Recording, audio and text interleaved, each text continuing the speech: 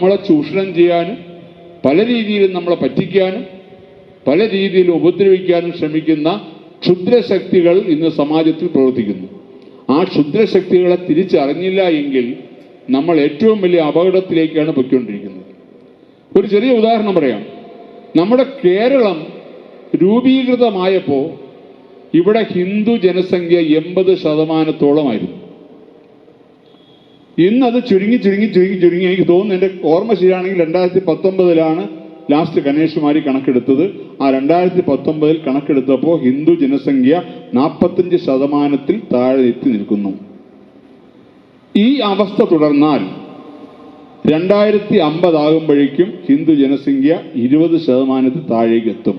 ഇത് കണക്കുകളാണ് സൂചിപ്പിക്കുന്നത്, പഠനങ്ങളാണ് സൂചിപ്പിക്കുന്നത്. ഇങ്ങനെ പോയി കഴിഞ്ഞാൽ 20% താഴേക്ക് എത്തിക്കഴിഞ്ഞാൽ എന്തായിരിക്കും സംഭവിക്കാൻ പോകുന്നതെന്ന് ആലോചിക്കുക. ബംഗ്ലാദേശിൽ ഹിന്ദു ജനസംഖ്യ ബംഗ്ലാദേശ് രൂപീകൃതമായ കാലത്ത് 32%. ഇപ്പോൾ ഈ അടുത്ത കാലത്ത് ഏറ്റവും വലിയ ഇഷ്യൂ ബംഗ്ലാദേശിൽ ഉണ്ടാക്കിയപ്പോൾ ഇപ്പോൾ ബംഗ്ലാദേശിലെ ഹിന്ദു ജനസംഖ്യ വെറും 8%. ഇതേ അവസ്ഥ തന്നെയാണ് പാകിസ്ഥാൻ. അപ്പൊ ഇതിനു വേണ്ടി കാത്തിരിക്കുന്ന ചില ശക്തികളുണ്ട്. അവരെ തിരിച്ചറിയുക, നമ്മൾ ജാഗ്രത പാലിക്കുക. സ്വാമിജി പറഞ്ഞ ഒരുപാട് പ്രാവശ്യം സ്വാമിജി എടുത്തെടുത്ത് പറഞ്ഞൊരു വാക്കാണ് ജാഗ്രത എന്നുള്ളത്. അത് പാലിക്കാതിരുന്നു കഴിഞ്ഞാൽ തീർച്ചയായിട്ടും നാളെ സങ്കടപ്പെട്ടിട്ട് കാര്യമില്ല. കാശ്മീരിൽ ഇതാണ് സംഭവിച്ചത്.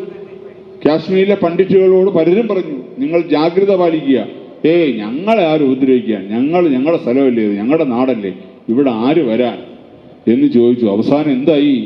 സ്വന്തം വീടുപേക്ഷിച്ച്, സ്വന്തം നാടുപേക്ഷിച്ച്, ബന്ധുക്കളെ നഷ്ടപ്പെട്ട്, കിട്ടിയതും കൈ വാരിയെടുത്തുകൊണ്ട് നേരെ ഓടി എങ്ങോട്ടേക്ക്? ഡൽഹിയിലും ഹരിയാനയിലും വന്ന് തെരുവോരങ്ങളിൽ ടെന്റ് അടിച്ച് കിടക്കേണ്ടി വന്നു. ഇത് കഥയൊന്നുമല്ലല്ലോ, നമ്മുടെ മുന്നിൽ കണ്ട കഴിഞ്ഞ കാര്യമല്ലേ. അപ്പൊ നമുക്ക് തോന്നും, നമുക്കെല്ലാവർക്കും ഇന്നൊരു സങ്കല്പമുണ്ടോ, എൻ്റെ കാര്യം ഞാൻ നോക്കാം, മറ്റവൻ എന്തോ ആയിക്കൊണ്ട് പോട്ടെ. ഇതാണ് ഇന്നത്തെ ഏറ്റവും വലിയ, പ്രത്യേകിച്ച് ഹിന്ദു സമാജത്തിന്റെ ഏറ്റവും വലിയൊരു പ്രശ്നമാണ്. നമുക്ക് നമ്മുടെ കാര്യം നോക്കാം.